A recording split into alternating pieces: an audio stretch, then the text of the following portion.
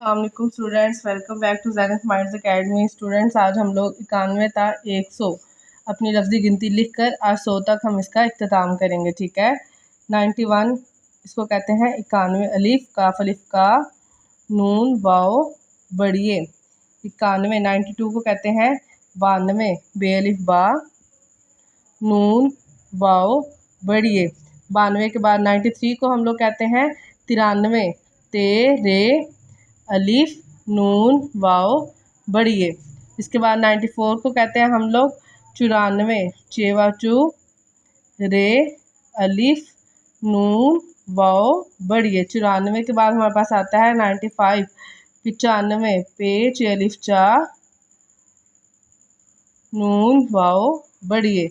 इसके बाद 96 हमारे पास आता है 96, चे दो चश्मी है ये अलिफ या, छिया नून वाओ बढ़िए वे 96। 96 हमारे पास 97 हमारे पास आता है 97। फिर हमारे पास 98 आता है 98, अलिफ टे दो चश्मे है अलिफ नून वाओ बढ़िए 98। फिर 99, 99 को कहते हैं 99। और फिर 100 को हम लोग कहते हैं 100।